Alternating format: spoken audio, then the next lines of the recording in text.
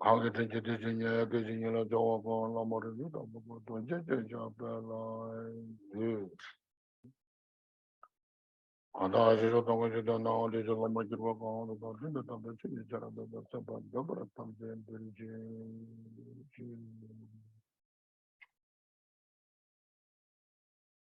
as was in the watching, you know, watching, you know, I'm to pass watching, to buy a ship, so I change and not to.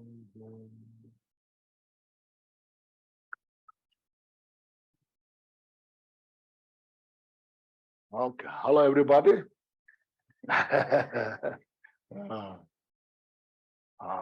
First, just reflect our life, and here we have some who studied Dharma for many years and also have been practicing. And so because of the richness of the Dharma teaching, the profundity nature of the Dharma, meaning the vastness of the Dharma teachings that were taught for all the sentient beings, still we continue in the path towards the enlightenment. So we're so fortunate about that. So we should reflect. So how much, you know, is fortunate. As yesterday we have done precious human life, how it is difficult to achieve. Even though we have this precious human life, but so vulnerable, very easy to lose. Impermanence is so strong, it's tiring, we cannot control. So look at this, the rarity nature of the precious human life, how impermanent it is, and how great potential is there when we have utilized this precious human life in the best way. As a universal, not as a Buddhist, universally, everybody, as we have discussed yesterday, we all desire for peace and happiness. And we all desire to free from suffering. But that kind of peace and happiness doesn't come by praying, say, may I have all the peace and happiness. The suffering we encounter doesn't go away just by wishing, so I don't want this suffering. Because of that, everybody make effort, work hard, what to do, how to handle. And the mind is so profound, many layers, and there are so many causes, conditions, you say, to choose what's the best way to free from suffering. What's the best way to achieve peace and happiness? So depending to our mental capacity, we select different path, different way. But since we don't have such a discriminating wisdom, sometimes we don't accurately see the cause, capture the cause, which makes sense. Our mind is blind by the ignorance. So we follow, we do something which is like we like to have a quick, easy solution, but something that doesn't work. Then we end up in the suffering because we choose the wrong course without knowing.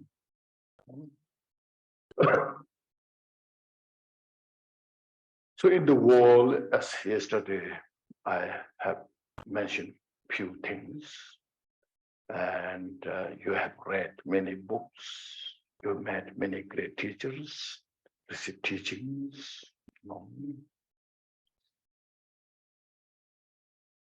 That's Buddha taught the path, the way, the total solution of our problem. If we don't follow such kind of path, then see, our whole life we make effort, work hard, sacrifice so much. But at the end of the day, then you see we have done nothing, only suffering. You see, well, then we just die, leave everything behind. All the effort we made in this life did not bring any single benefit. Even this body, see, like now, how much we pay attention to this body, how much we sacrifice for this body. At the end of the day, we have to leave this body behind. We cannot carry. Only we carry is our karma, the mental continuity, the mental continuation, one after another, like yesterday, today, tomorrow. It's all interdependent. Depends where your mental state is, calm, then what we're habituated on the basis of that, and then life goes on, one after another. It's all mental. It's calm. The continuity of the propensity, the habitual tendencies. Just for example, King Ashoka. King Ashoka was one of the most powerful kings as a Buddhist king, who served his whole, as you say, he served the Buddha's teaching so much. He did all the excellent things. Supposed to be totally kind of guaranteed, in the best place. But at the time of death, what happened? At the time, there was no air condition, there's no fan. As a king, he's now old, sick, laying on his bed, the servant waving the fan in the hot, in the hot, hot. So waving the fan day and night. So the servant kind of started getting sleepy, and fall down the fan on his face. That king was so upset. When I was young, even people people dare not see my face. Now I'm incapable of everything. Even this poor servant threw a fan on my face. He was so upset. And because of that habit that he rose in his mind, that he died from there. And that mental formation just caused reborn in the snake. If he was born as a snake. So you see, karma is so powerful. It's inconceivable. So our Dhamma practice is look at this, our mind, the cause we're creating. It's not so much how much you are chanting, But every day in our mind, we look at this. So this Dharma teaching that we're studying here is teaching about that. So that's how Buddha taught. And then all these great enlightened beings, they carry on the message of the Buddha. Because in the Buddhist field, the Buddha is the highest, we should say, ultimate, that we have to pay attention what Buddha said. There is no any cannot be better than Buddha, higher than Buddha. Sometimes, this is Buddha said, this is relative, we cannot follow. We cannot say that. Buddha said things, why it is, there's reason. So these great teachers, they followed the Buddha's step, and we got the message, and were so fortunate to have this kind of opportunity. So we just reflect on this. Just open our heart when you come to Buddha's teaching, if anybody other says things, you have opportunity to investigate. You see, should I follow, not follow? There are some very smart people we don't know, difficult. But when it comes to Buddha's teaching, when Buddha said this is that, then we just have to understand what's the point. There's no any wavering.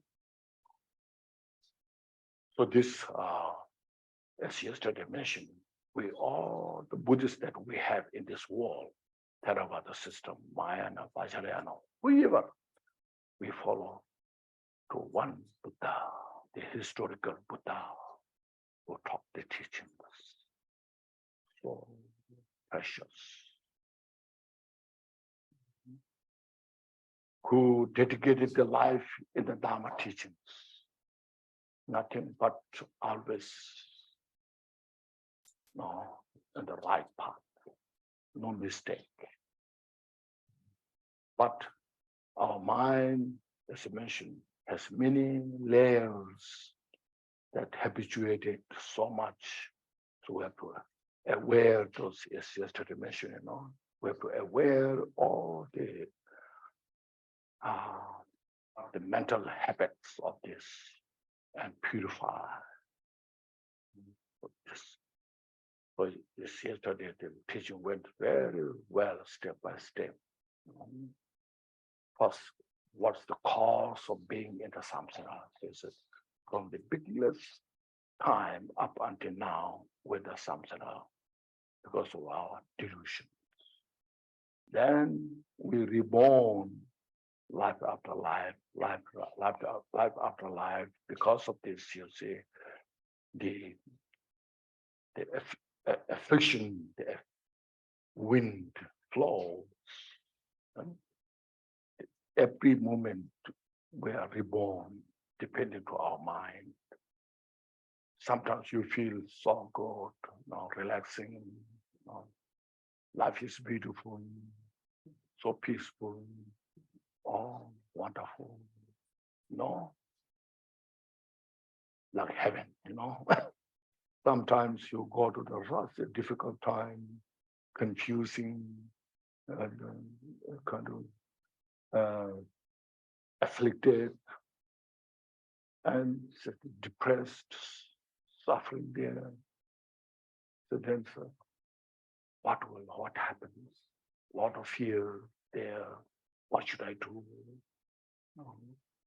I'm lost. A lot of fear there. So this life, you see, we have all these transitions up and down. So that's Dharma practice about. So the teaching gives us wisdom how to see these things. We are receiving something real, concrete, substantial. But the teaching What we have to understand is they are nothing but what you call very temporary. It's just changing. It's like a mirage, illusory nature, like a bubble. We need to understand those. So as yesterday mentioned, I mentioned step by step in this party. When we know nothing about Dharma, that time we have perception of our body, the five aggregates, Then when you starting practicing Dharma teachings, Buddha's wisdom, this body is not one. There's many parts, five aggregates. You see, then this feeling, form, feeling, perception, formation, consciousness. So all look at this. So all, and as you find, there's no such called ego, self. It's just called notion. It's just a label to communicate. Even Buddha, who realized this no self, still Buddha said, when I go, when I walk, when I give Dharma teachings, he gave this so to communicate. It's a notion, it's a label, table, it's all like that. And you see this all go step by step, meditate, everything's manifestation, just reflection of our karma, reflection of the mind, go more deeper meditation. Then you see it's all just like a mirage.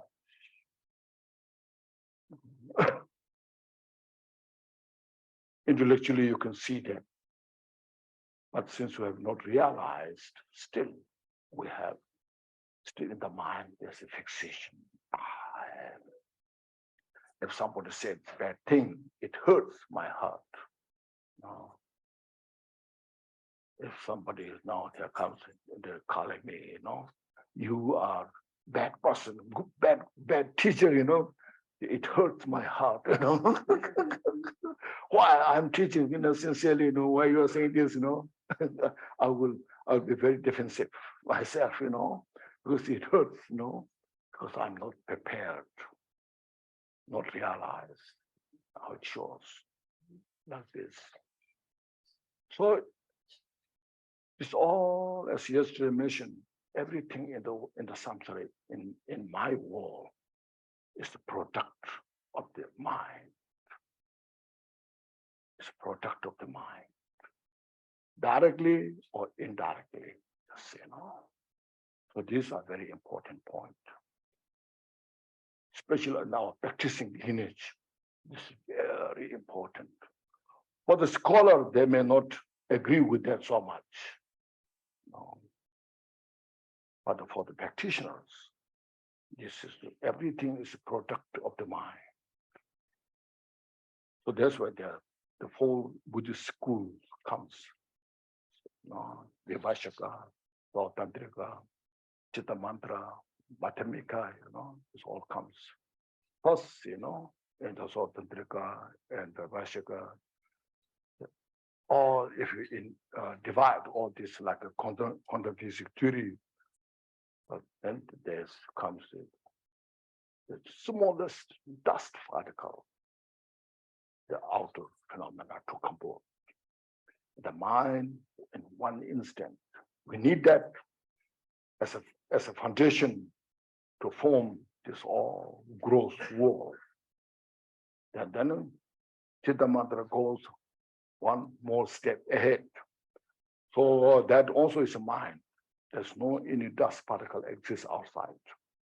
This mind itself, also the thoughts, is not exist itself.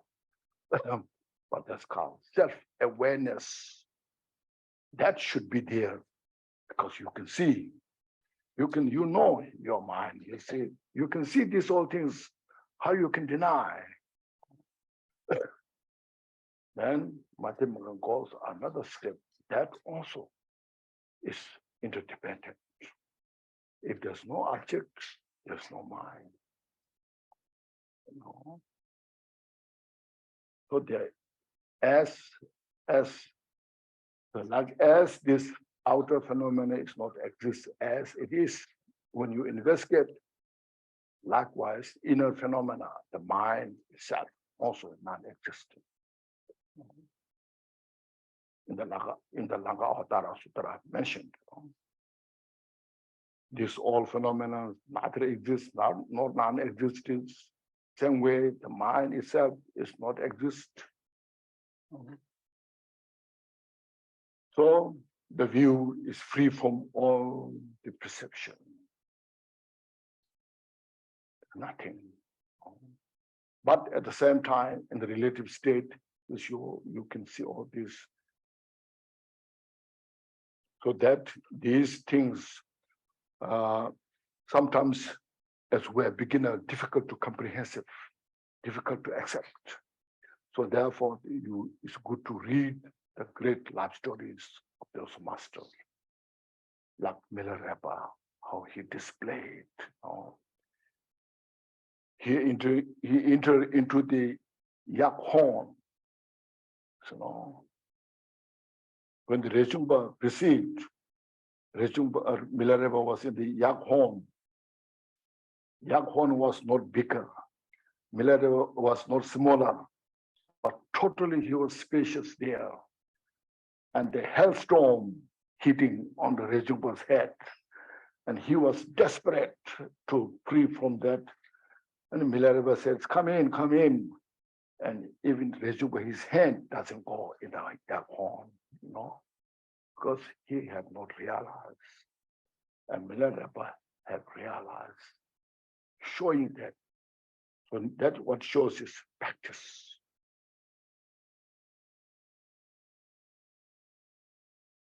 So study, practice.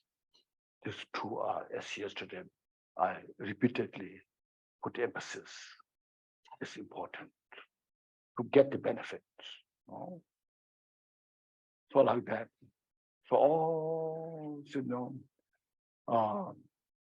samsara, nirvana, is just reflection of the mind. Make that understand.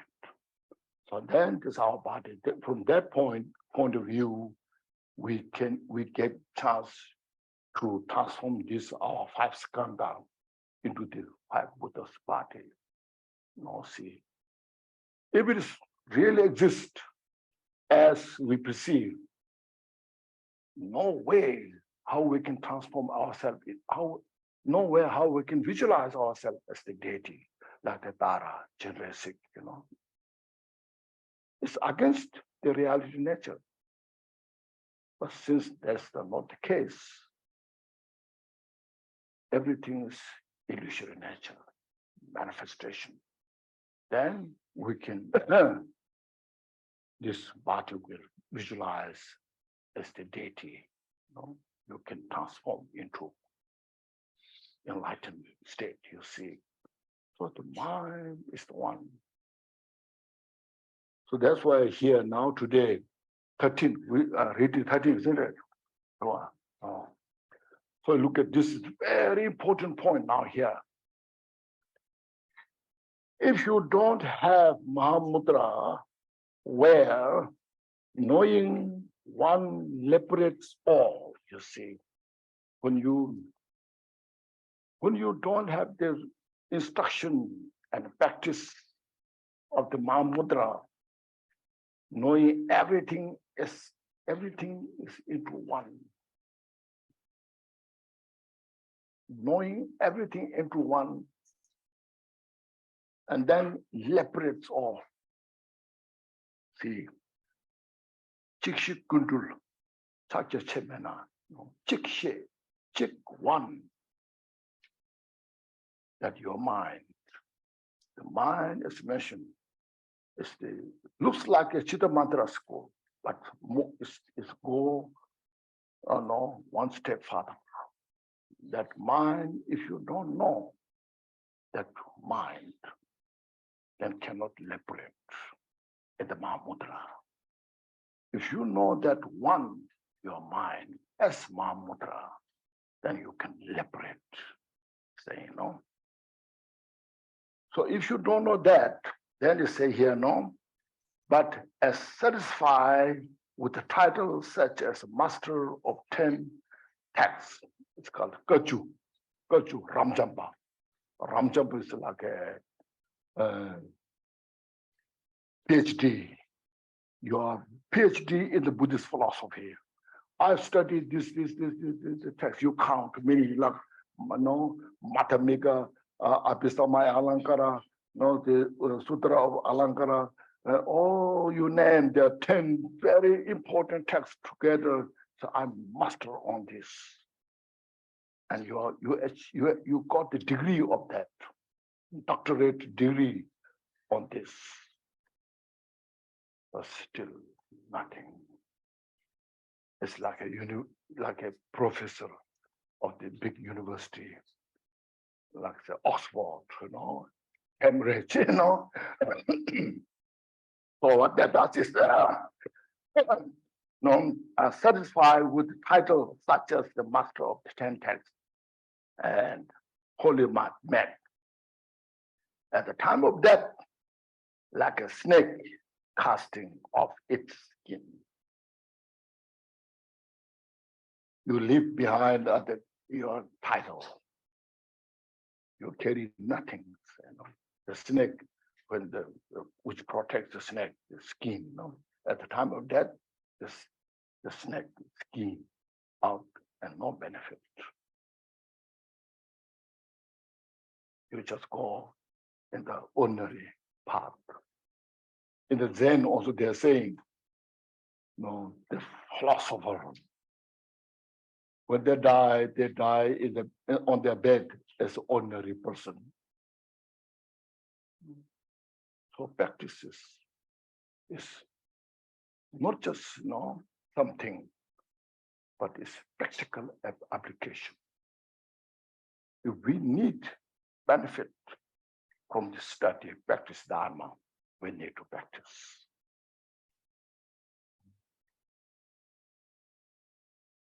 Some are very expressive in their scholarship. They're like PhD degree who got this kind of title, and then when they give lecture, very expressive and impressive.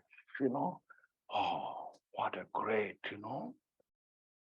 But then when you come to the mind, just nothing but we are as regular people.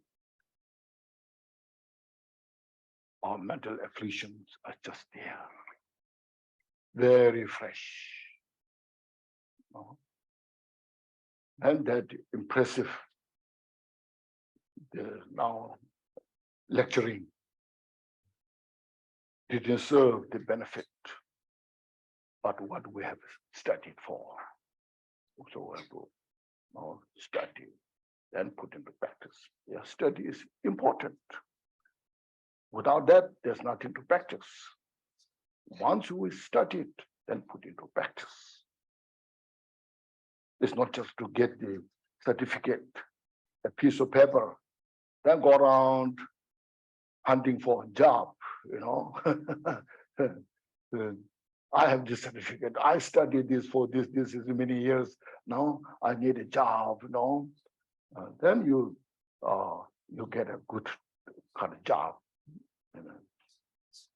But there's some enjoy. Maybe you enjoy this life, but not so much.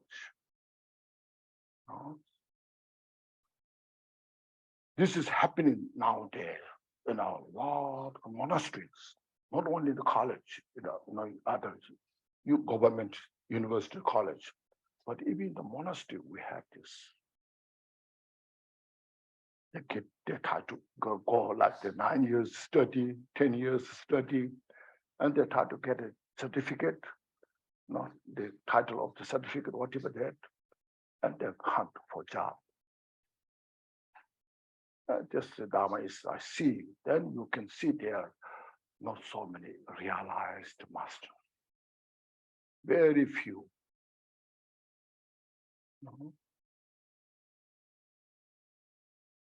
So this is so important.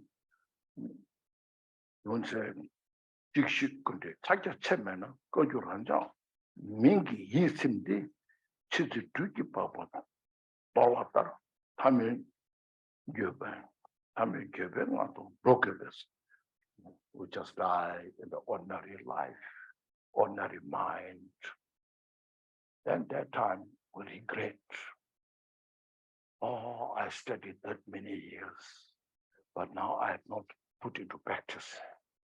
Now I don't have the experience now to go through, to face all the steps. You have read many books about the Bardo. No. So what should we do? Bardo at the time, Bardo, there's a wrathful deities, peaceful deities, there's a power, all these things. Oh, there's so much things. Something like there's a magic at the time of death that we can do something. There's no magic. No. From now, we have to get used to it, put into practice.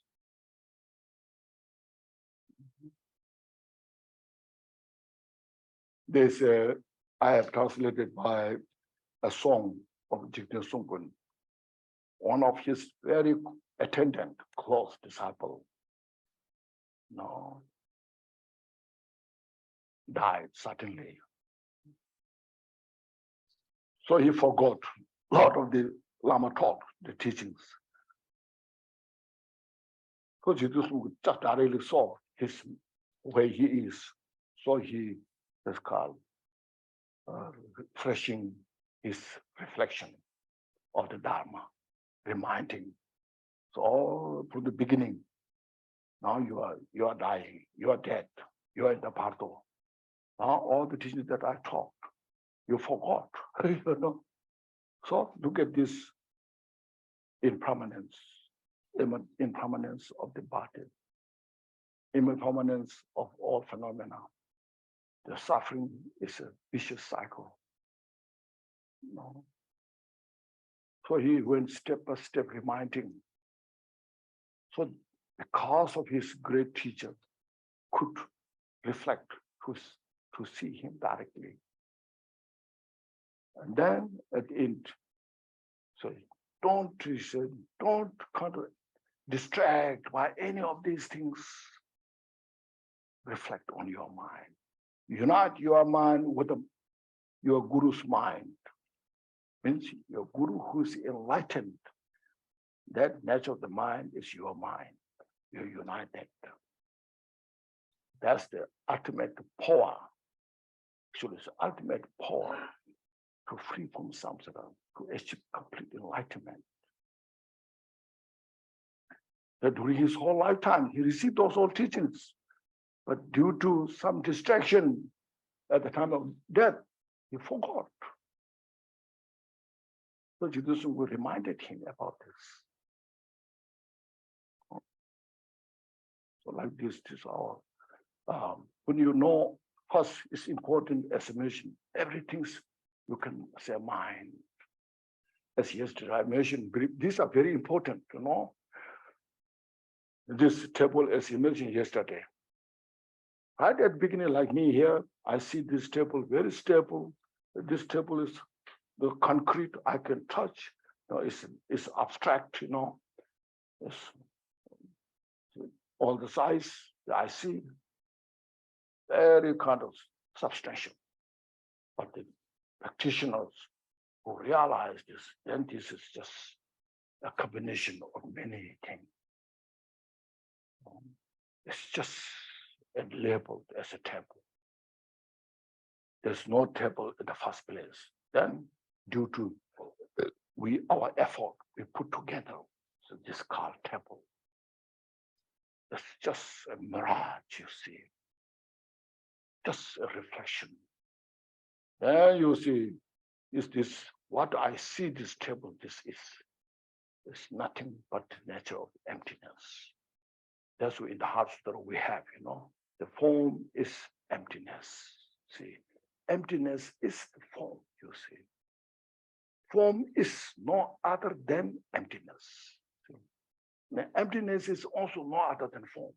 We have to realize inseparable. There's nothing go up or down. That very is, see,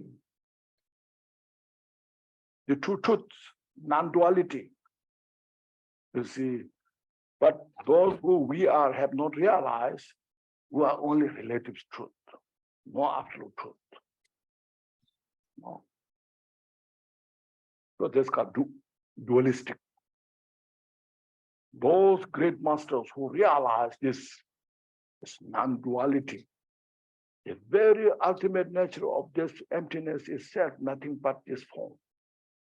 So then goes the feeling, perception, form, information, consciousness. You see this. Now you see, it's the mind. Now you see, it's the mind. Mind is the one who realizes the emptiness.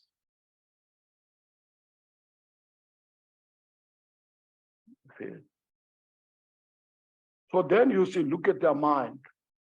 All mental afflictions we have, it's nowhere. When you have that wisdom, you see, when you have that wisdom within in your mind, if you have kindled that wisdom within your mind, it causes all the suffering and the samsara, diluted, all this, making life chaos.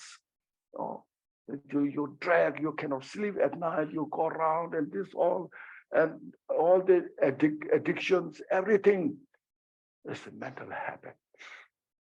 And when you realize that the mind is the mind, when you have the wisdom that, then everything's subtle. Everything's nothing but illusory nature. Then you are not attached to yourself, not attached to anything. That's you achieve the freedom.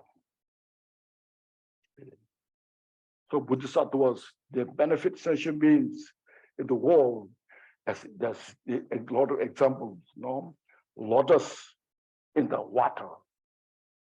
They are in the samsara, benefiting session beings, but they are not affected by the samsaric activities.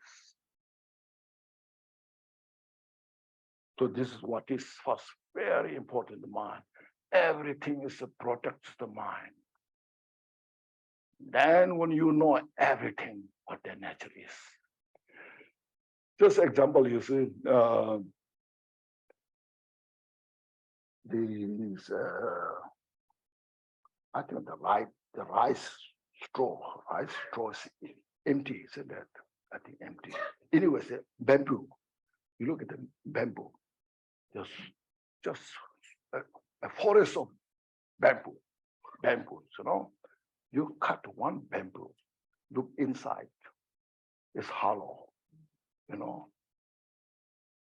Now when you know that one bamboo, that inside is hollow, then all you can understand, the rest of the bamboo inside is hollow.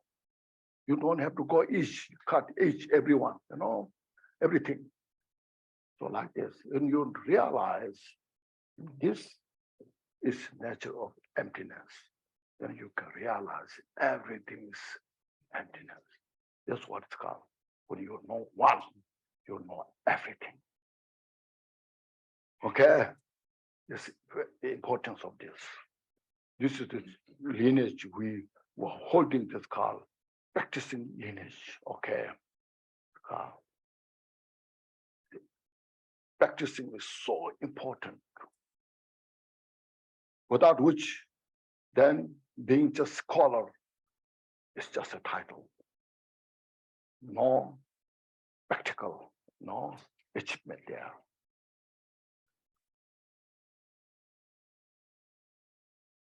I hope I'm communicating, according to the Dharma, it's not easy. A confused one leading to all the rest of the confusion, confused one. So here what is said, there's a snake, a casting of its skin. You will depart, you see, you will depart means go from this life to next life. You depart overwhelmed by base regret. No.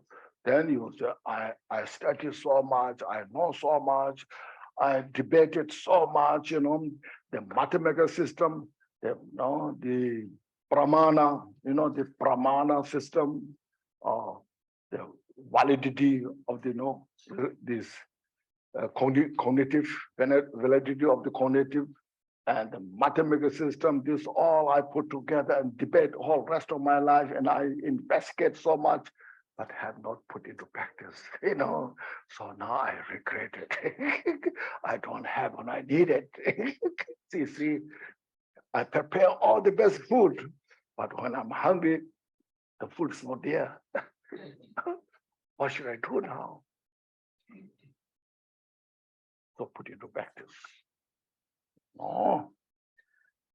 To meditate on the natural state is my heartfelt advice. So Dharma Kit is saying, even I show my heart a piece of flesh. This I'm showing to you all with great compassion to everybody. I desire everybody to free from samsara, but this is the way.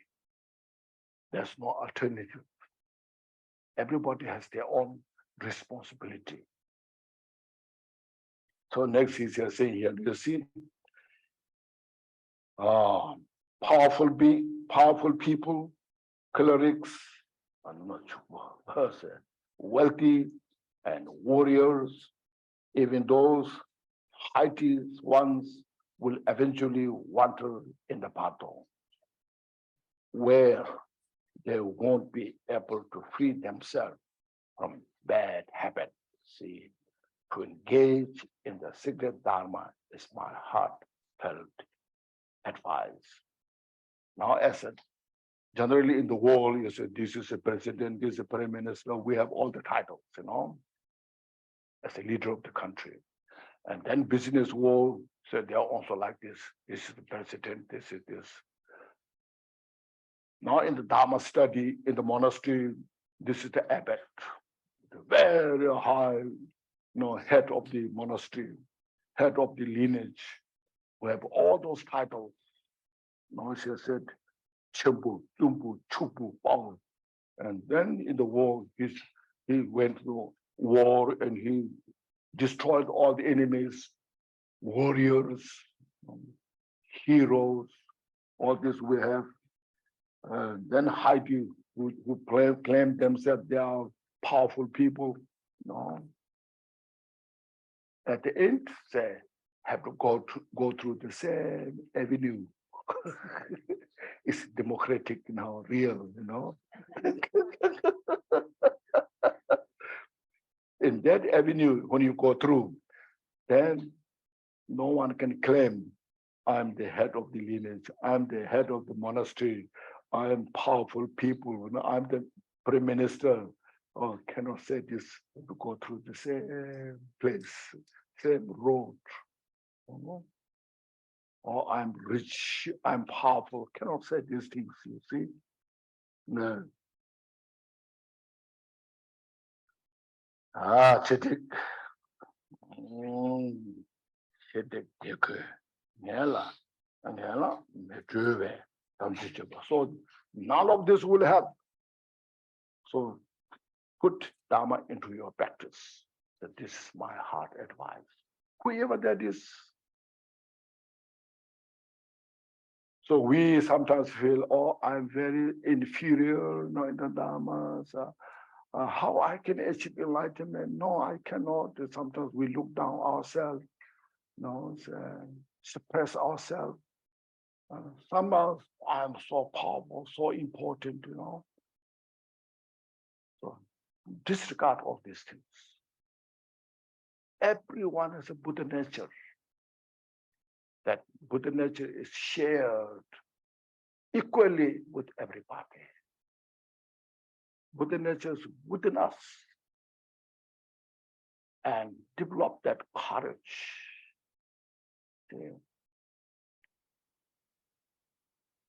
Let's say, just generally, it's just my understanding. Our body is more gross than mind, relative mind. From within relative mind, there's absolute mind to see that. Now gross our body, so we age, you see. We get older and older and get sick, then finally die. When we're aging, our mental affliction doesn't age, isn't it? See, if we don't practice Dharma, the mental affliction doesn't age. They don't get sick.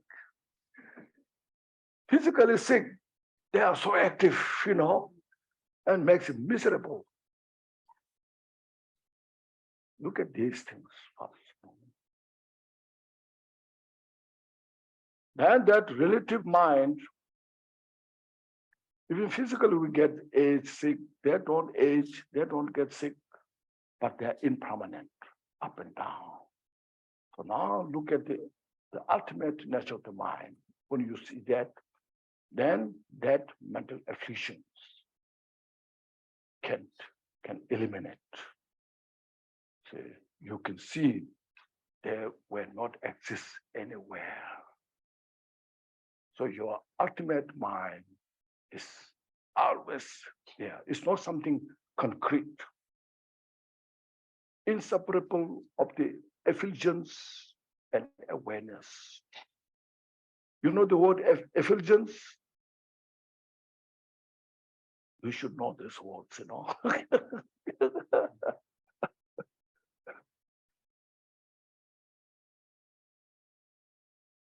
Inseparable of the emptiness and the clarity nature. It's never change. See, in the Uttara Tantra, there's an example given. Fire, there's a fire, ordinary fire. And then there's a fire in the hell realm, as you have read. And then fire in the hell realm. Ordinary fire is just consumes these like trees, those things. And the hell, the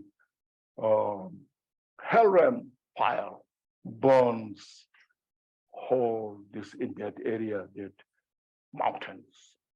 The fire of the what's called Kalpa, Aeon. The fire of the Kalpa burns whole planet. So like that, the fire of the earth is now aging. The fire of getting sick, fire of death, they will consume our youth. Our youthful body is consumed by the fire of the aging. The good health will consumed by the fire of sickness. And then the life is consumed by the fire of the death.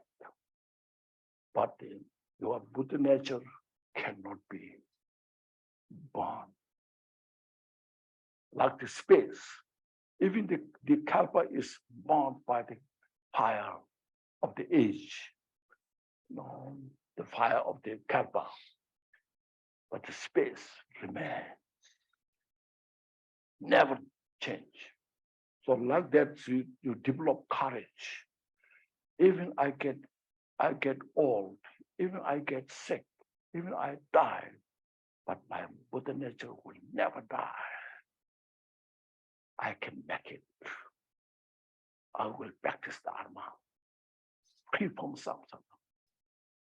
And through this, I can help all the sentient beings. See? This is a very important point that you keep in your heart. Right? We don't meet so often, So I'm trying our best to just, give you some important points so that you can practice your Dharma. So that you don't be off the track, okay? Be on the track, okay? then don't be lazy, okay? Just continue, okay? As long as I have the breath, I will continue Dharma practice. There's no alternative, okay? There's no other choice. See, if there is choice, of course we try that. But there's no other choice, you see. Now it's very obvious, clear, you know. So don't derail from the path. And go forward. If you derail from the path, it's very unfortunate.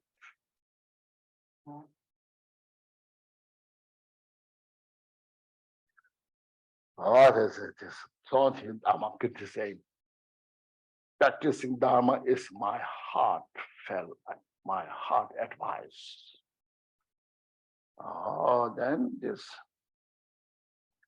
in the samsara or samsaric life was kind of disadvantages there is saying, you know, the heedlessness of alcohol, sexual misconduct, and all the rest 10 non-virtues, okay, and so forth, are source of shame to the sublime ones, in like Buddha, great Bodhisattvas, and they feel very sad. Oh, they want peace and happiness, but they don't know.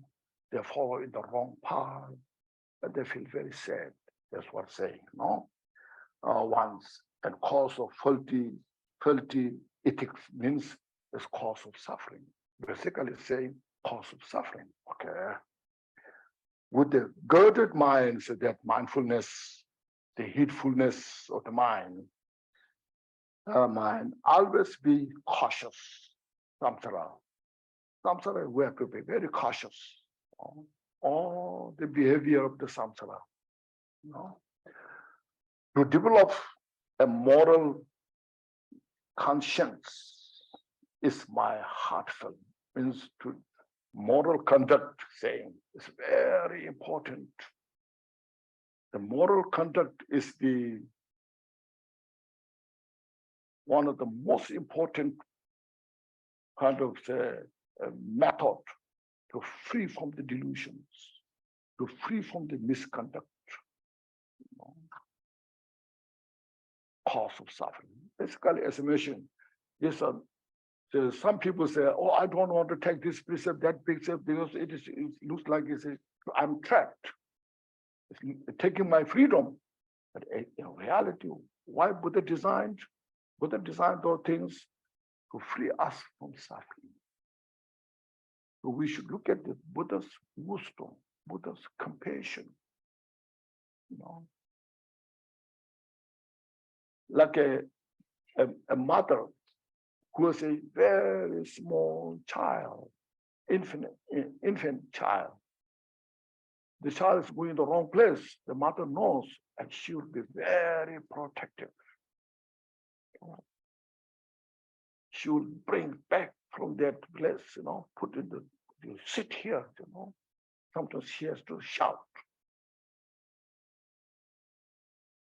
It's not because she is upset with the child, but because the child is going to the wrong place. You know? So that you see.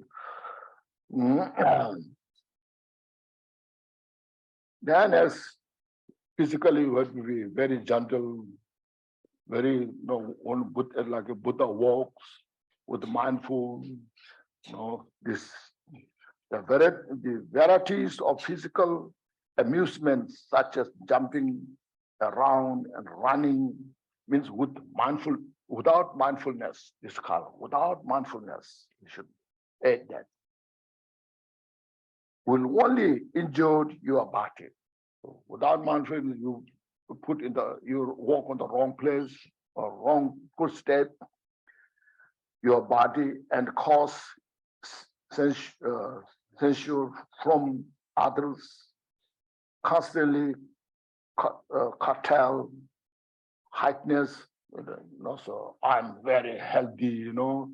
So then there comes some arrogance. So purify those and abide in the discipline contact, you see.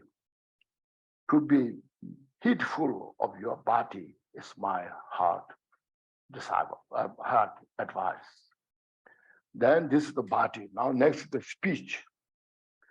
Enjoying idle chatter, means again without mindfulness, without heedfulness, no, just talking everything. Then it's wasting your time. You know. So enjoying idle chatter, jesting, teasing, and so forth, among gathering of loud mouth gossipers, enjoying all in the gossiper community, is the basis of all wrongdoing and considered shameful by wise ones. So then wise one like Buddha, great Bodhisattvas, and they see we're just wasting the time. No Dharma practice, no mindfulness, you know. So discipline your speech is my heartfelt advice. You know. And then as if your body, now the next the mind, the body, speech, now third is the mind. If your body and speech are tamed, but your mind is not, then that is like a saying, it's like the secret biographies. I think they translate it in Tibetan, we have namtar, is a biography. I think that you need to change. It's like the secret manner of snake and cats, not biography. It's namtar. This translation, so we need that manner. So when you look at the cat, when the cat sees a mouse, a disciplined body, you know, with very gentle, you know, and then they catch the cat, you know. The man is totally wild, you know. Snake also, you know, snake is just running, you know, they see some to predate, you know, then they jump, you know. So also you see tigers, lions, when they see deer, how they are so physical, just, you know, laying on the ground, you know. So this, I think manner is better of the snake or cat, gentle on the surface, but harsh inside, with afflictive emotion increasing inside. To tame your mind is my heartfelt advice. So within this, of course, we have to tame our body, speech, but most important is to tame the mind. Taming the mind is very difficult, but most important. As you read the Bodhicitta Avatara, there are so many examples.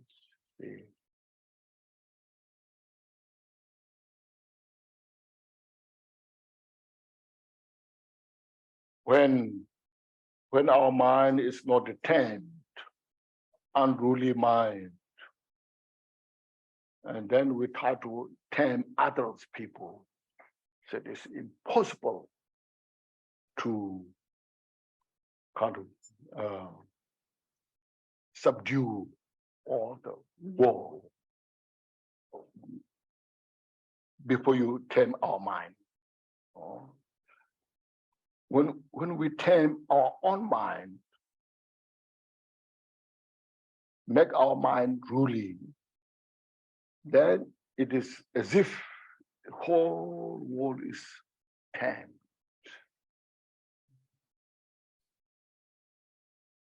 Now, there are so many methods that mentioned in the Bodhicitta Avatara at the back of this.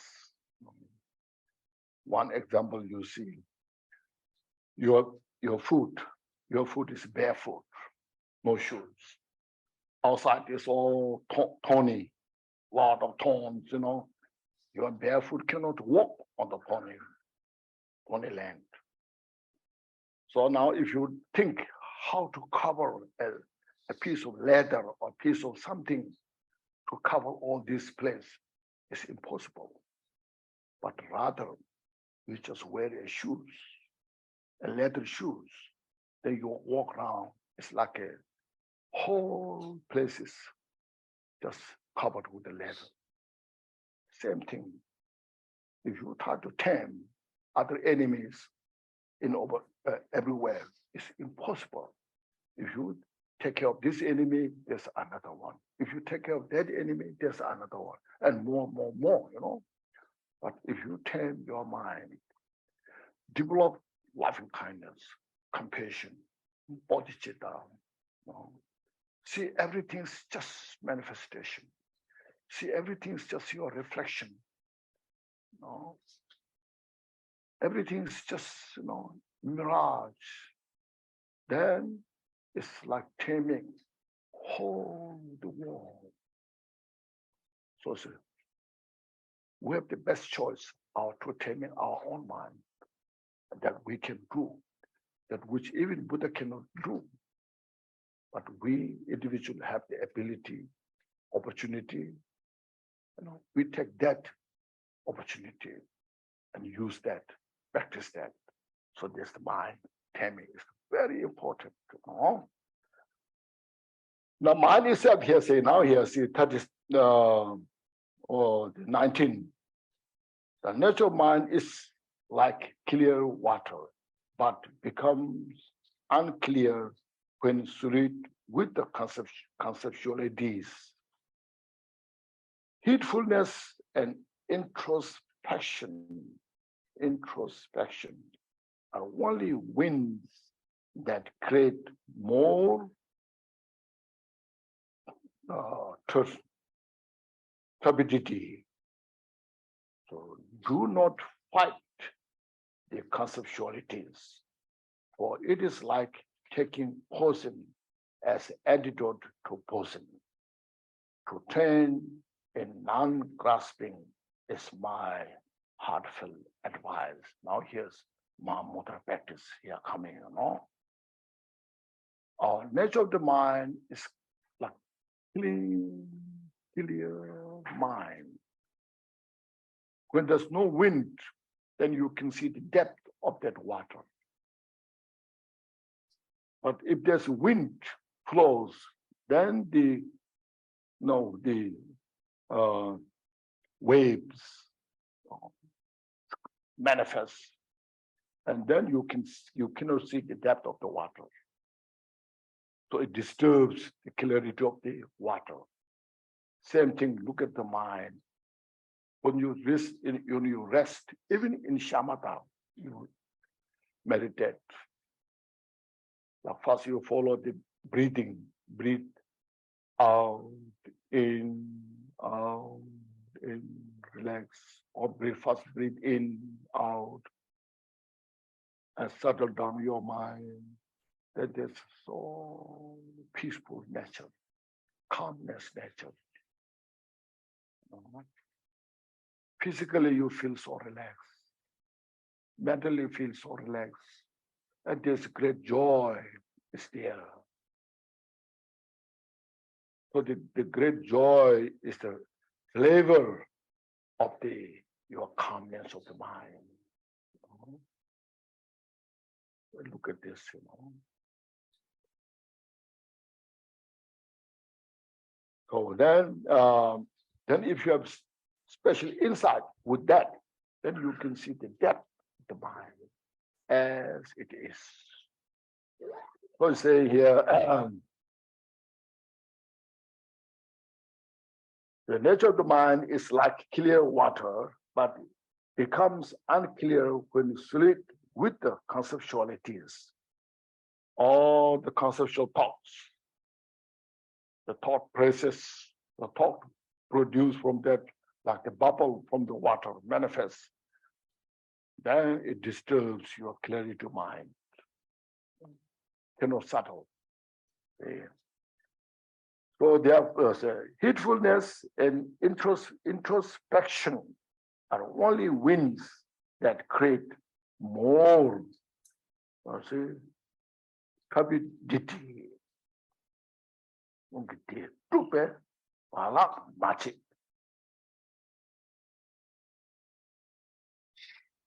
So they are, so here, what is saying here is, you see, this, there can have some misunderstanding. So it is like, don't be hatefulness, don't be, no, this and that. What I'm saying is, just relax as it is. Don't push so much contemplation. Don't put so much now in that investigate. No. Once you realize there's nothing to investigate, then we just need to relax. No. Just to reflect on that, just relax as it is. If you say, if individual investigate more, then it lot of thought produce. When a lot of thoughts produce, and they disturb the calmness of the mind. You know, so that the thought, all the mental thoughts, the conceptual thoughts are the poison. And then if you more thought produce and produces more poison, it doesn't help. So therefore, said to train in non-grasping, see, is my heartfelt advice. This is Mahamudra practice, okay? In Tibetan, non-grasping. If thought rise, let it rise, but don't chase it, don't push it. Let it dissolve into that. When the bubble manifests from the water, let it dissolve into the water. Don't shake so much. To get rid of the bubble in your glass, then if you push more and more bubble will produce. Instead, just leave on the table as it is. And then bubble will settle by itself. So without effort, meditate. Without duality thoughts. Okay. These are the practice of Mahamudra. Okay. Mahamudra practitioners advise. And next,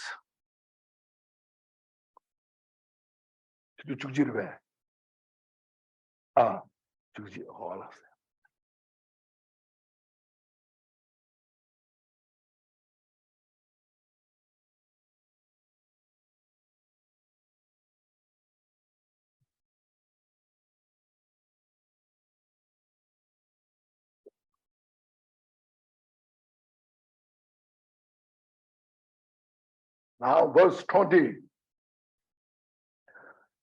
Minds and mental factors are like incense and smoke. They are mutually dependent. Without one, the other does not occur. Because of that, each is empty of own essence. Do not need antidote. Do not need antidote is my heartfelt advice. It's again Mahamudra practice. We have called the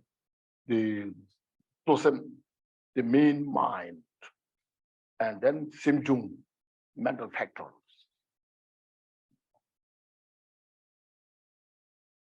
So without the main mind, there's no mental factors. The mental factors, there are so many.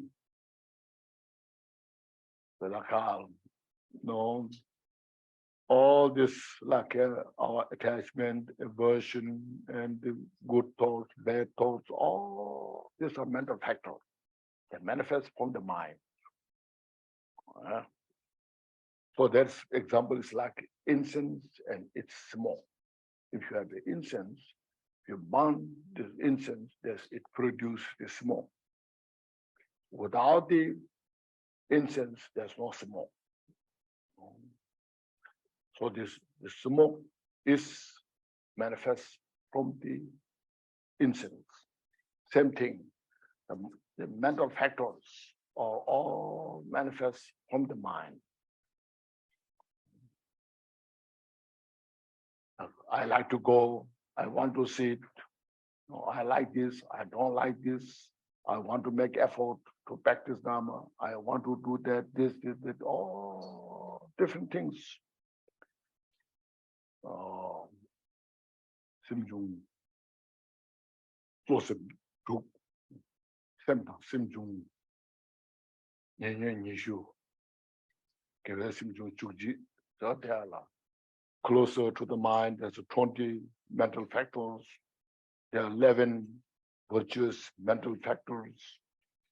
There are so many of those. It's all are the manifest from the mind, like the waves of the ocean. From the ocean manifest all the waves, bubbles. So first you understand that. There are Buddha's worship. So they are mutually dependent. Without the one, the others does not occur. Interdependent, interconnected. When there's apple seed, you plant an apple seed on the ground and grows the apple. And then from that tree, first, before the apple branches, leaves, from the tree. And after that, so many apples can produce from that, year after year, from one seed. Without that seed, is all the rest, how they can manifest. So from that mind, all these mental factors manifest. All those things. That's what's called 84,000 of mental afflictions.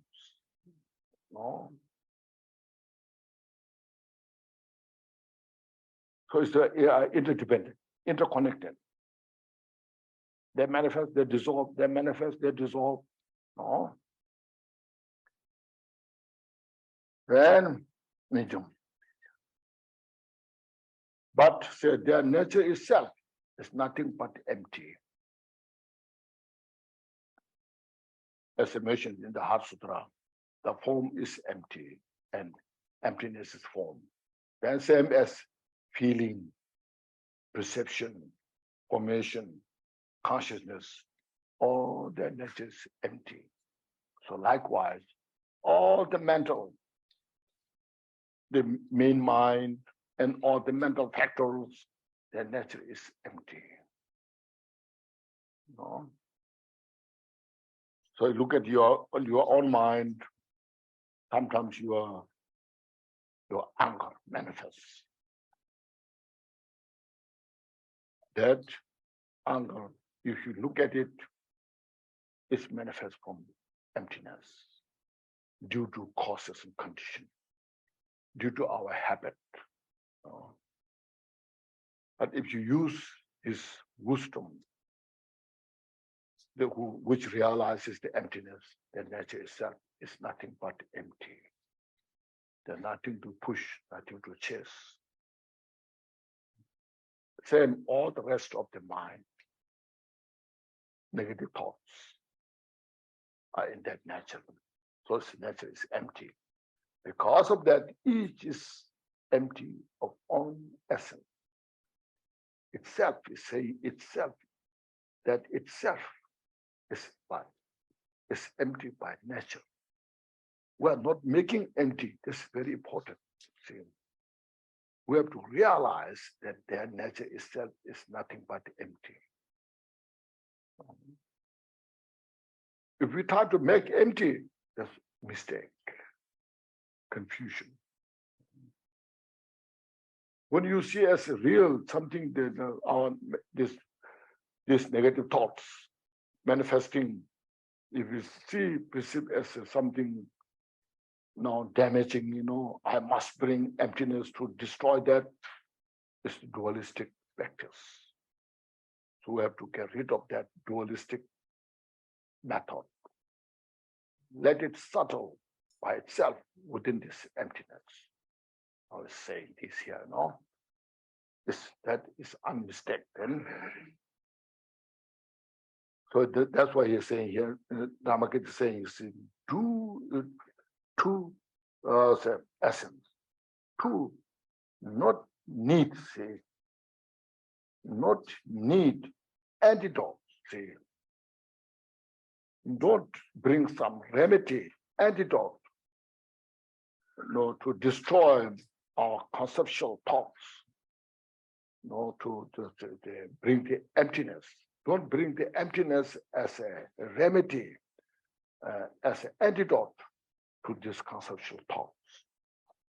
Because we don't need that. Don't need that is because of that very mental thought of this all manifested mental factors. Their nature is nothing but empty. So we just need to realize as it is.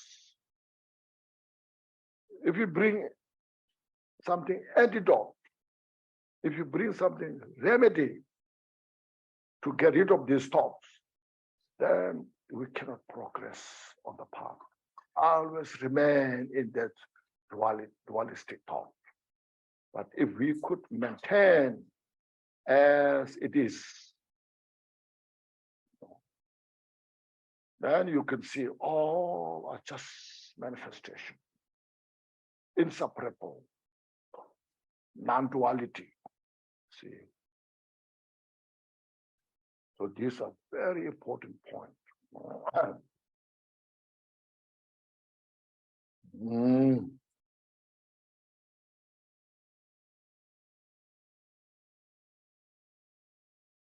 He's coming more, to put the emphasis on this. See, from beginningless time, the nature of your mind, your nature of mind is free from elaboration. See, your nature of mind itself is free from elaboration. Means, in other words, it's free.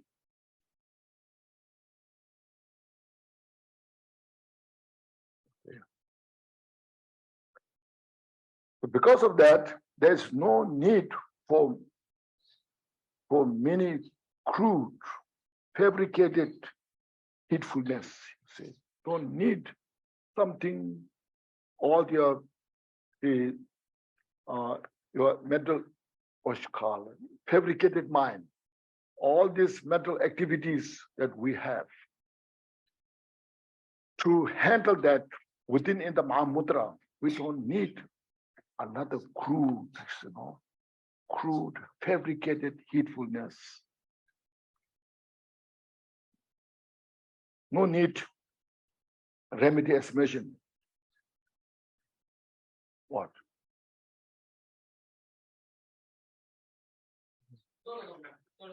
Counting the head count for the lunch. I thought he's pointing on me.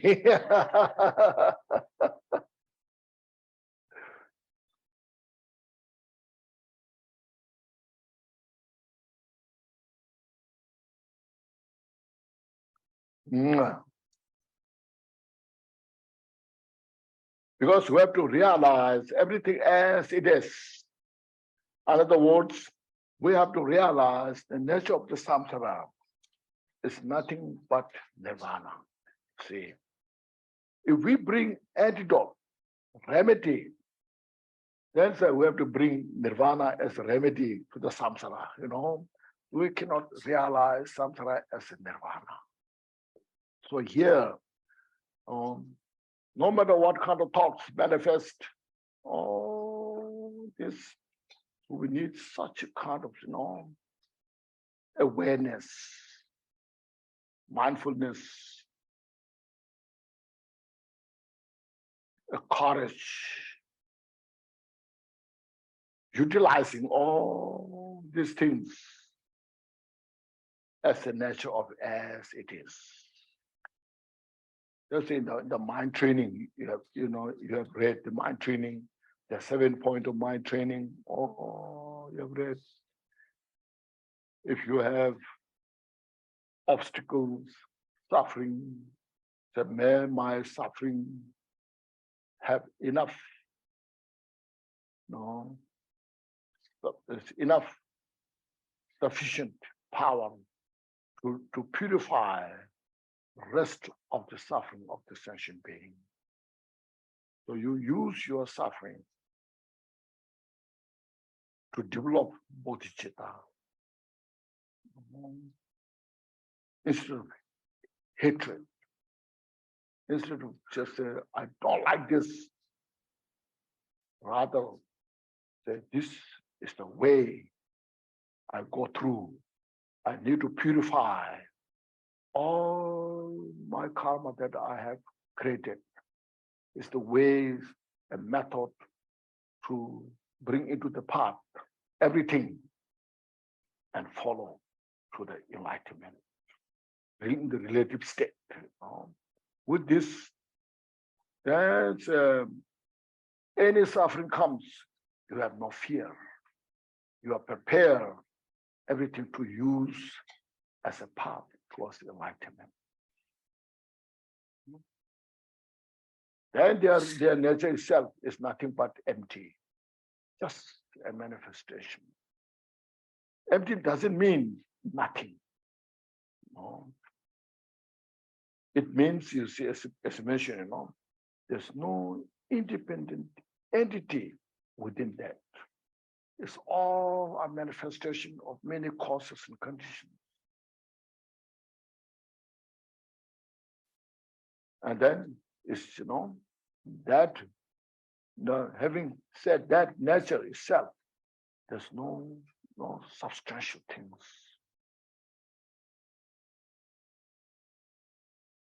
And sometimes when suffering comes, you get a joy that there's a suffering. No, wonderful. It reminds my practice. I'm getting such a opportunity to purify the rest of my negative karma. I'm so fortunate.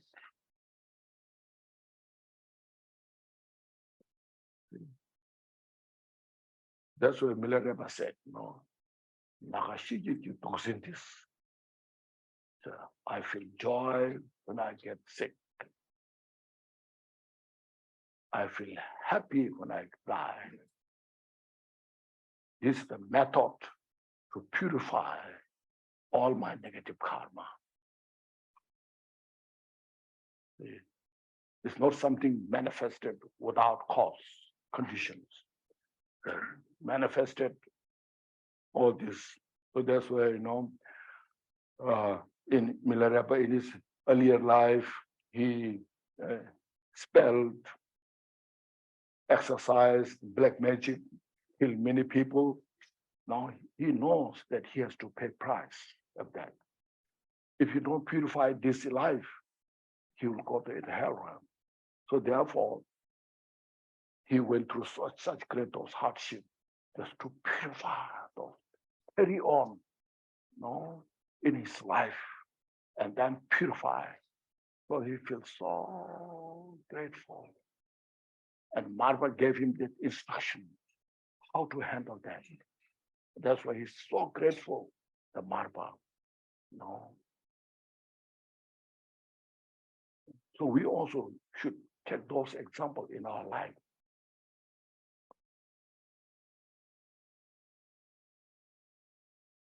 Samsara itself, you see, without Dharma teaching, people go through so much suffering, but there's no benefit.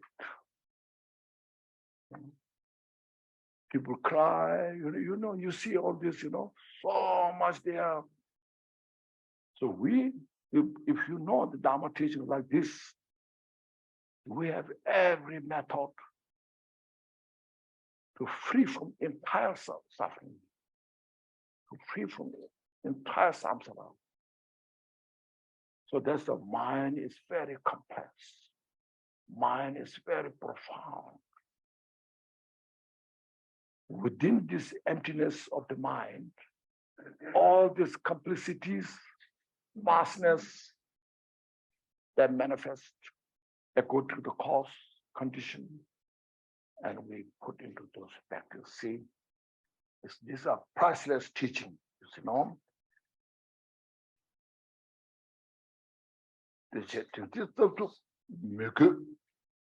Lord their conscience, is here said, beyond being beyond the intellect, Lord that,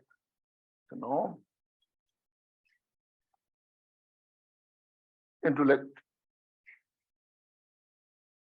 whatever arises, don't fixate, but be in the state of non-distraction instead.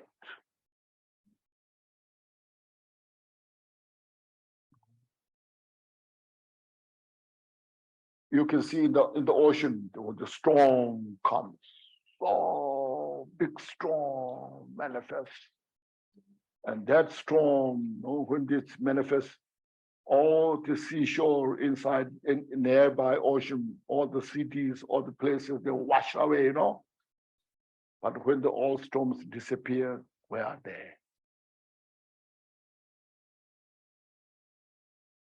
They disappear where? Nowhere, but disappeared. So in our mind, there's sometimes like storm of mental afflictions manifest. See, then where we feel so terrible, we're like in the hell realm, what to do? No.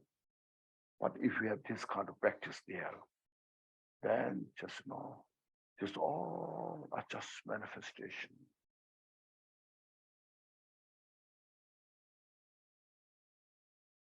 So Milarepa also said, the wave of the ocean manifests from within the ocean and dissolves into the ocean. All the thoughts manifest from the mind, dissolve into the mind. The cloud manifests from the sky, dissolves into the sky. All the trees grow onto the mountain, dissolve into the mountain. See, so take care by itself. Don't replace here and there. Just look at it as it is, unfabricated, basic nature. So don't fixate it. Be in the state of non-distraction, this mindfulness instead. To liberate as they arise is my signal. Then it liberates by itself. If we're not fixated, if we're not grasping, it liberates by itself. So to do those things, our purification practices are so important. Now, the practice of refuge, Vachasattva, Mandala, Guru Yoga, Bodhicitta, so important because it's cause. We're creating the cause, condition. When Buddha taught first time, Buddha didn't teach, everything's empty, Buddha didn't say, you just relax, don't worry, First Buddha said, you should know the suffering. You should know the cause of suffering. You should avoid the cause of suffering. See, we should always bring how Buddha taught. See, the Ayadava in his 400 stanzas to mention, Buddha taught first to, reverse from the non-virtuous actions. Avoid all the non-virtue. Physically, as mentioned here, physically, verbally, mentally. See. Then in the second turning of the Buddha's teachings, everything's illusory nature. Just a manifestation. There's no ego, self exists. Then it progresses step by step. Then at the end, avoiding all the views, the dualistic views, totally consent within in the emptiness. Then there, Buddha describes the 10 powers 4 fearlessnesses, 18 unmixed Buddha's qualities. You know, step by step. See. Okay.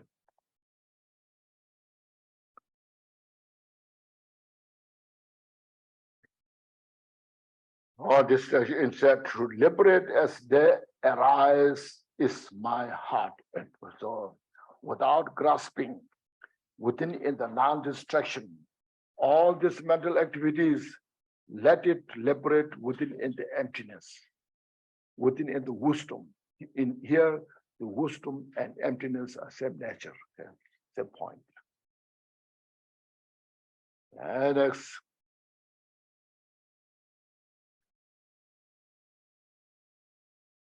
So these all are not Mahamudra practices. Please remind, you know. This verse 22, diversity of appearance of the 6 consciousnesses is unceasing. Do not grasp after them. Do not follow them.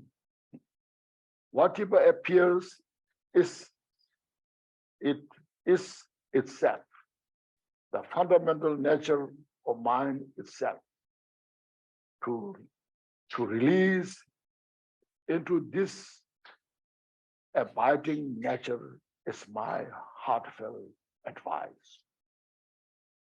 Thus, the diversity of appearances of the 6 consciousness, you see, this means what you see.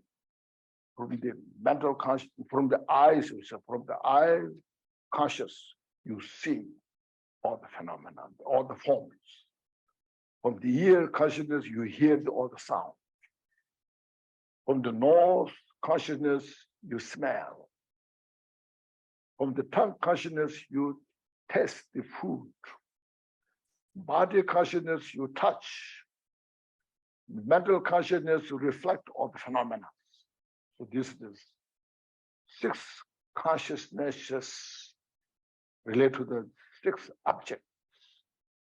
So there are diversity, multiple, so many.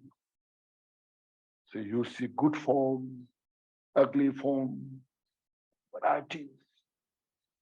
Some are very attractive, some are ugly. Sounds, some are very beautiful sound. Some are disturbing your mind. Sound, smell, odor, you know. Some are very fragrant. Some are so, you feel, you know, taste as well. There's so many will manifest with see these things. But they say as a Mahamudra practitioner, don't discriminate. I like or don't like. They come according to the cause. And they dissolve into that. No. The 6 consciousnesses, you see, is unceasing. Yeah. So do not grasp after them. So this grasping, oh, I don't like this. I want to get rid of it. So it's also grasping. You're grasping to get rid of it. Or I like this grasping attached to. It's all let go. So do not follow them. So it means those which are attached to, don't follow them. Whatever appears is itself. It appeared depending on the causes and condition. All these causes and condition, if you investigate, they not exist. Yet, when they all come together, something manifests. So a butter is produced from the milk. Now this butter If you ask if this butter is milk, what would you say? It's not milk, it's a butter, isn't it? Now the milk there is, you ask, this butter is produced from this milk. So is this milk is a butter? You say no. But without the milk, there's no butter. See? For you, it's physically inconceivable. Just manifest when the causes condition. That's what's called illusory nature. We don't grasp anything. Don't discriminate in your mind. Your mind just stay as vast as the space.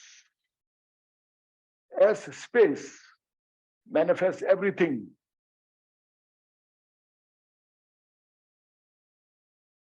In the space,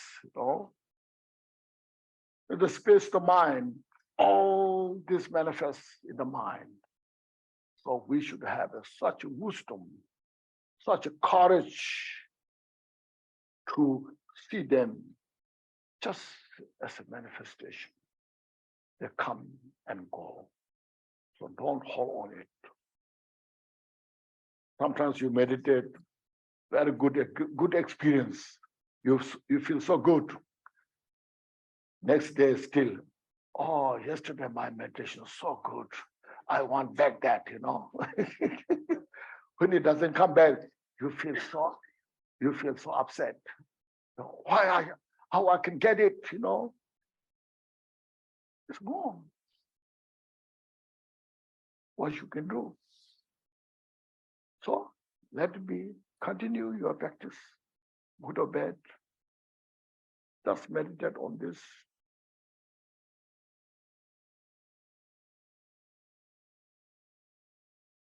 It's not saying here, there's no don't avoid non-virtue. It's not saying here, don't practice the virtue. But if you could stay like this way, then the non-virtues are taken care of, because there's no any mental affliction for the grasping to create karma. See, this is how you don't create the karma. Okay? If you ask how should I not create karma? This is how. Not grasping, not fixated. Just relax your mind. When there's bad things happen, no reaction on this. And very good things happen, no reaction on this. Relax your mind. In the mindfulness, both good and bad, the nature is emptiness. You're aware this is not right. You're aware this is right, but you are not attached to this. See, so there's very delicate method how to handle. Sometimes you feel that maybe I'm stupid, no reaction, all this, it looks like very stupid, no discrimination, all these things,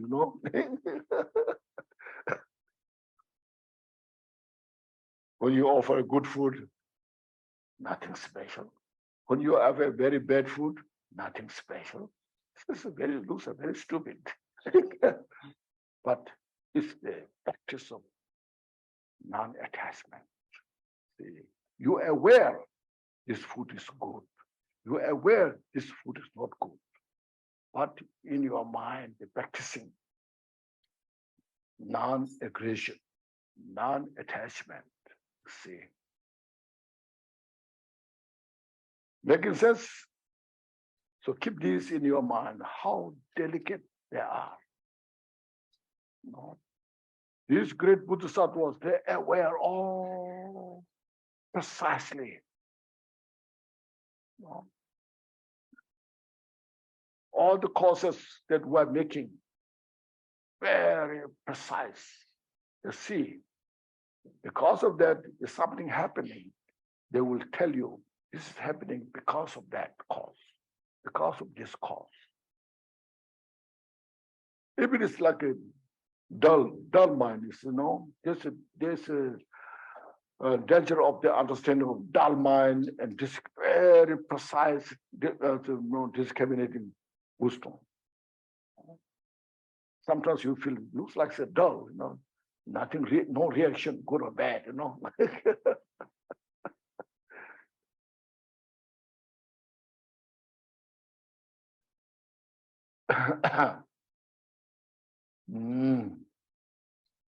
So they say, whatever appears is itself the fundamental nature of the mind itself, you see. All are manifestation of the mind. Your own mind.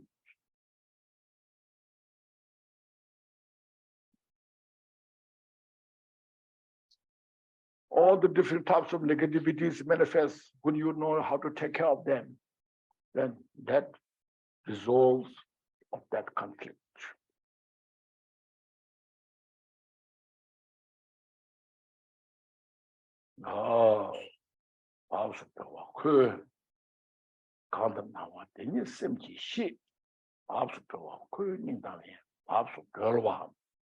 To release into this abiding nature is my heartfelt advice. It means, like, for example, all the storms in the ocean manifest, and then it dissolves with the ocean to nowhere. So it's called in Tibetan, Papsu Dorwa. Everything manifestations release within that. Naturally release in that. You are not making effort to release, but you are realizing how it is released within its own nature. So to do this, we need a very good shamatha. Okay, very important shamatha. Otherwise, it becomes intellectual. To really experience this way, the samadhi is very important. The samadhi practice, as yesterday mentioned, common to non-Buddhist, and all Buddhist, Theravada, Mahayana, Vajrayana, for all this, the samadhi is so crucial, so important. We all have to have, because in our busy mind, difficult to release, to understand, to realize how to release these thoughts, because we're caught up in our mental activities. So we need such a condition. Okay. So then when you have that, the fundamental importance of this samadhi, then this seeing this wisdom, this wisdom awareness, pranja, this all pranja, wisdom, give rise from that state.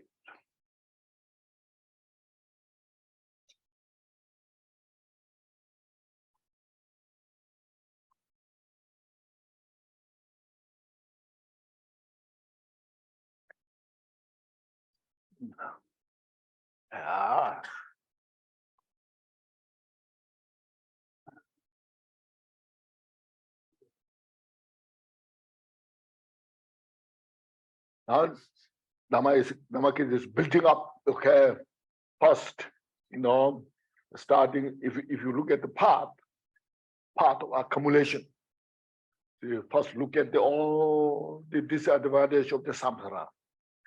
How much illusion is there? How much suffering is there? You see, you look at those, then you are encouraged, you are inspired to free from samsara. You follow the path of accumulation. The four mindfulnesses, mindfulness of the body, mindfulness of feeling, mindfulness of the mind, mindfulness of the phenomena. So step by step, you go through this, the path of the accumulation. Then you follow the path of application. See, you apply from samsara towards enlightenment, making connection. Okay. Then your meditation in the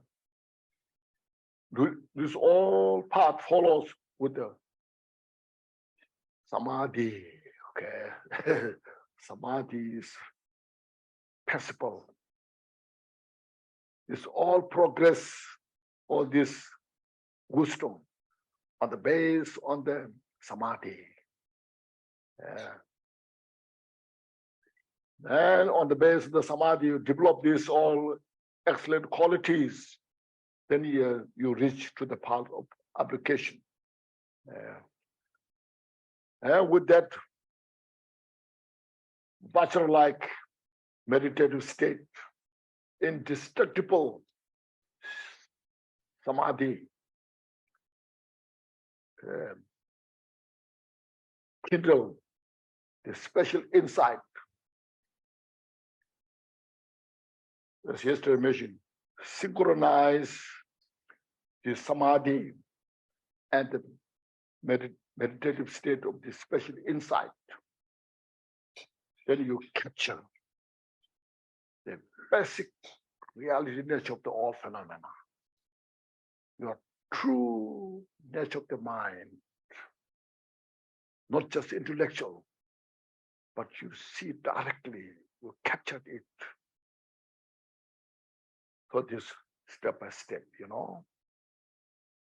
Once you have captured that nature, then you in the path of meditation. So this all in the path of meditation. See, right view, we have that eightfold path, isn't it? The right view, you know, right thought, right action, right livelihood, right mindfulness, right the living, samadhi, all this, you know, wisdom awareness, yes. And after meditating so well, you are well meditated, you have a sense of meditation without much effort. Your mind is meditative state. While you're walking, while you're eating, while you're reading, while you're seeing things, you see it's all part of your mind. Then it's coming here, you see, thinking this is non-meditation is a thought, you see. If you have it now, your mind is more subtle, more precise. You're thinking, this is not meditation, it's also thought, conceptual thought. See, thinking this is meditation is yet another thought. Oh, I'm meditating is also thought, conceptual thought, you see. I'm not meditating is conceptual thought. I'm meditating is conceptual thought. Now it's very subtle, you see.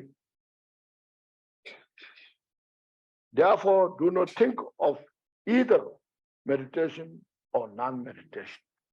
So you need always mindfulness.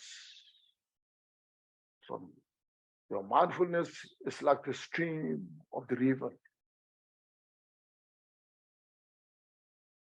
Meditation is meditation. Non-meditation is meditation. Everything becomes the part of meditation, if you call. That's why Milarepa said, you know, I meditate while I'm eating. I meditate while I'm walking. I wish everyone has this method. Everything becomes part of the meditation.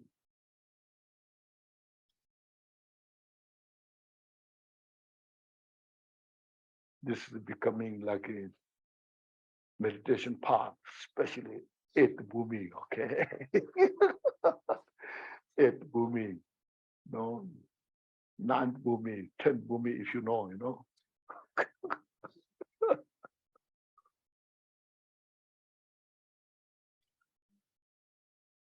So he said, to settle the mind at ease is my heartfelt advice. So to settle everything is the mind.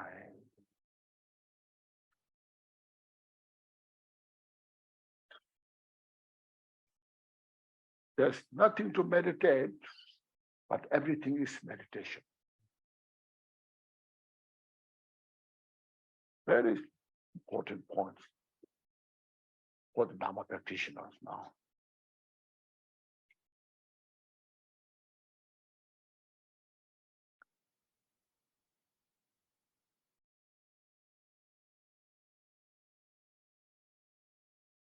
Continues to Dharma here.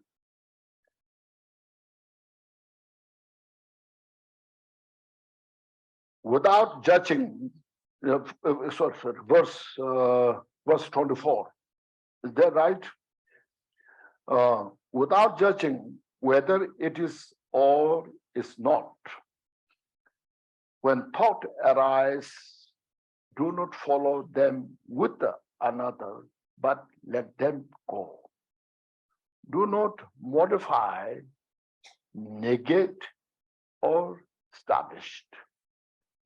To maintain freshness is my heartfelt advice. Now, very subtle, but very important point. Now, there's nothing to judge now. Everything part of the meditation. Everything, samsara, nirvana, are within in the Mahamudra.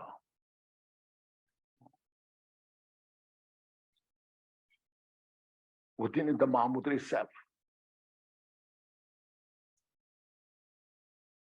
Like a sugar cane. The sugar cane here in Malaysia, the sugar cane made in India, sugar cane made in China, the sugar cane made in US, all are just one nature.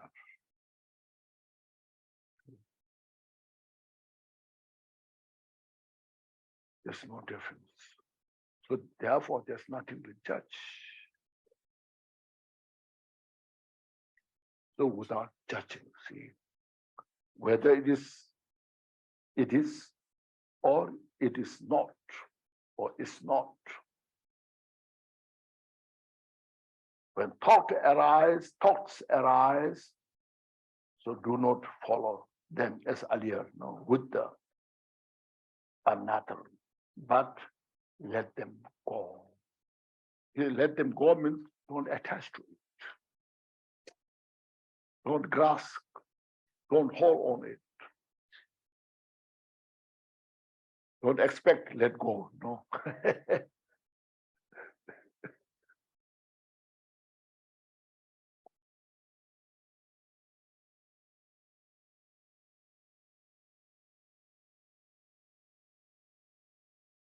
So it's saying here, in Tibetan,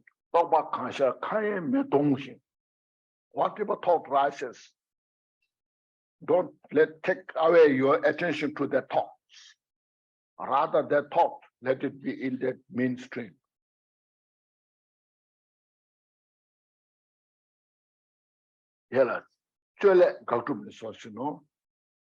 Don't create, don't fabricate anything with conceptual thoughts.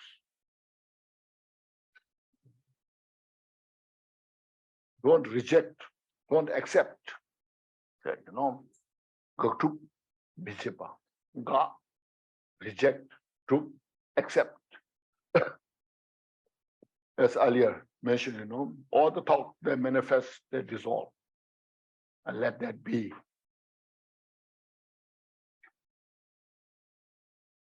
So he said, to maintain freshness, soma, yongwa, maintain. Freshness means it's not your mind itself is fresh. Not fabricated. It's called. The freshness means not fabricated, not contrived. as it is.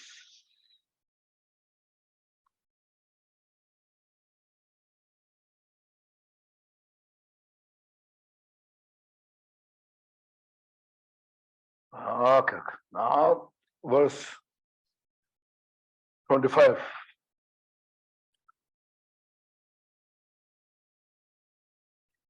This continuation is putting more emphasis of this kind of practice, continuity. This is, first of all, as I mentioned yesterday, we have been in the samsara for that long time, from beginner's time. And the mind is, how vast it is, we don't realize how profound it is. And in the samsara, we are so habituated in the samsaric habit, which makes the samsara. As I give an example, even in this life, who introduce alcohol and become alcoholic, very difficult to give up. Those individuals who use the drug, very difficult to give up. No, just only habituated this life. Now we are all mental afflictions, our attachment, our aggression, our ego, self of grasping the ego. That long we are habituated. So you can imagine how much it will take time to purify that habit. See, all these mental afflictions that we have now, we haven't gone to school how to learn that, isn't it? Have you gone to university to learn all those things? We haven't done that. It's just continuity of the samsaric habit. So we should know how to take time to purify. But Buddha's teaching, wisdom, gives us this opportunity. So how precious the Buddha's teachings, first you reflect repeatedly.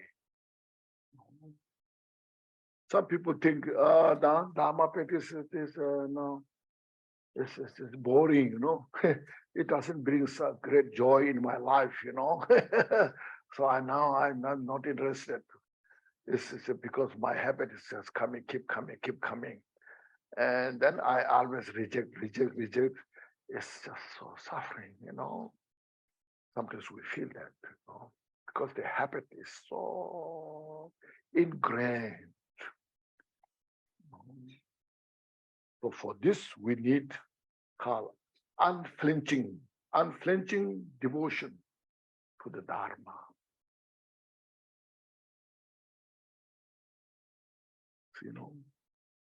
Unwavering.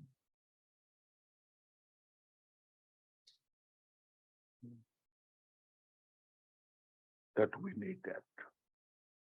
So then, because of that, is repeating more and more, So 25 is saying now here, without dualistic hope and fear, and accepting and rejecting, engage in physical and verbal action within the state, free from elaboration.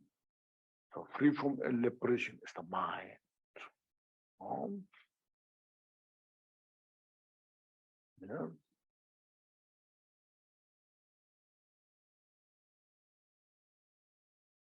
So all the activities of the body and mind perform within this sphere of the free from elaboration.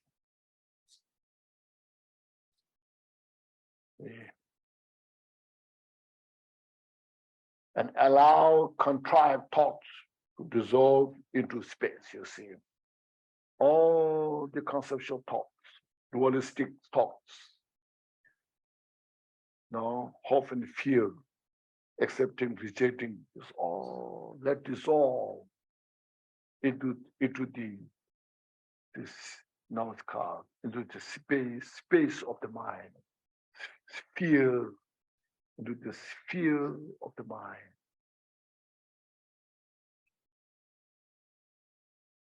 To settle in the natural state is my heartfelt advice.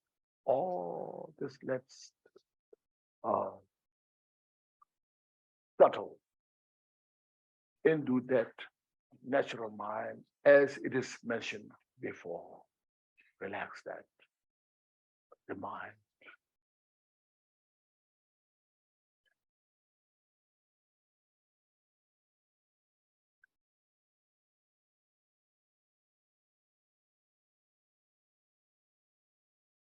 I repeated some quotations from Milarepa, no?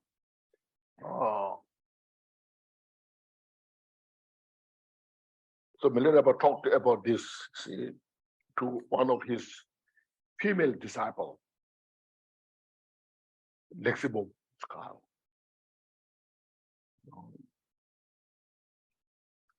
He gave a lot of instructions to her to meditate, and she went to mountain for months, retreat, meditate. And one, the Milarepa now understood her ability, how much she can meditate. So then she one day said, I'm very pleased about your practice. So now you do this practice, giving those examples that I just mentioned, but in a complete way. Said, so Milarepa said, look at the space free from boundary and meditate in that. Like this space. Look at the mountain. Such a stable mountain is very stable. So meditate like that. Look at the example of the ocean. There's no difference water of the depth and the surface. Look at this moon, sun and moon. The clarity has no any decrease or increase. And look at your own mind. This is the main point, he said. Those are examples. Look at the mind. Just meditate your mind free from the boundary. So then she went to retreat for a few months. And then one day she came out and they said to Milarepa, I have some questions. So can I ask you? So Milarepa said, yes, what kind of questions you have? And she said, yes, I meditated my mind free from the boundary, free from elaboration, with example of the space. But when I look at the space, I feel little uncomfortable when the cloud rise, what to do when the cloud manifests. I feel little uncomfortable now when the trees, the bushes grow on the mountain, even though I have meditated like the mountain. When the waves in the ocean manifest from the ocean, even though I have meditated like the ocean, no different surface and the underneath. But when the wave manifests, I feel uncomfortable. Now, when I look it back to my mind, I can meditate my mind free from the boundary. But when the thoughts comes, how should I handle? So Milarepa was very pleased about that. Then he said, Father, you see. Now, when thought comes, first you see, When look at when the cloud comes from the space, dissolve into the space. It goes no other place. So look at the mind, or the thought comes like a cloud, but dissolve into the mind. When you feel comfortable, you're meditating on the mountain. All the trees, bushes, that manifest from the mountain, dissolve into the mountain. Likewise, the thoughts of the mountain, all these thoughts manifest from the mind, dissolve into the mind. Like ocean, the waves manifest from the ocean, dissolve into the ocean. Same thing, the thoughts manifest from the mind, dissolve into the mind. Meditate that way.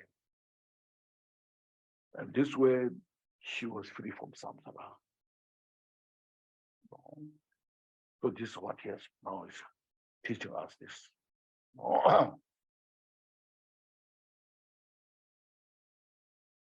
So therefore, say, without dualistic hope and fear and accepting and rejecting this all conceptual thoughts, engage in physical and verbal action within the state, free from elaboration, and allow contrived thoughts to dissolve into the space of the mind, not space outside, space within the mind. Okay? To settle in the natural state is my heartfelt advice for Dharma practitioners. We practice this way. Yeah. So rest, we'll take care this afternoon. That's okay? Okay, now please first reflect what this morning we went through. Now, all this morning is all about nothing but Mahamudra. Step by step, you see. I know everybody is so interested in the Mahamudra, Now here we got.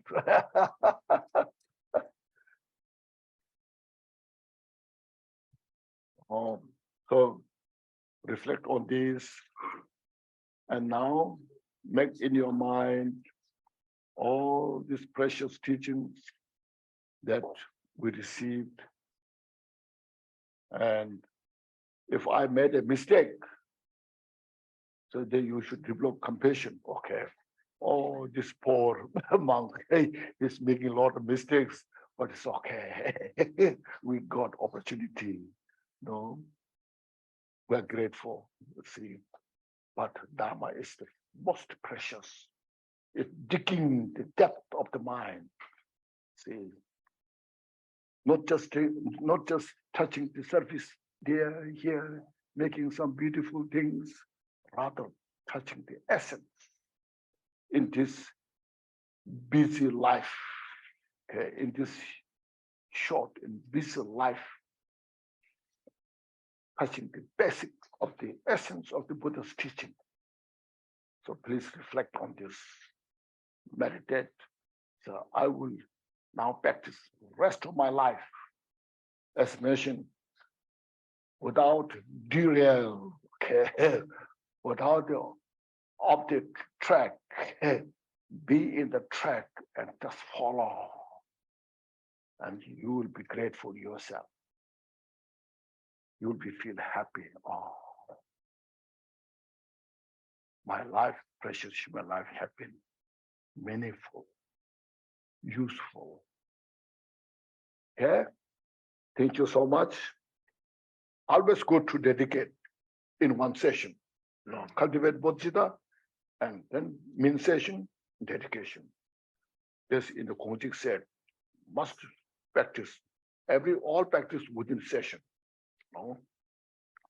By the virtues collected in the 3 times by myself, all beings in samsara and nirvana, and by the innate root of virtue, may I, all sentient beings, quickly attain, answer path, completely perfected, precious enlightenment.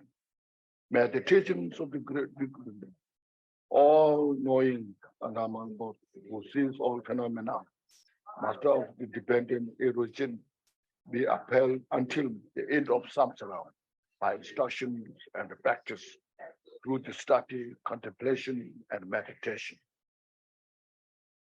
Thank you so much.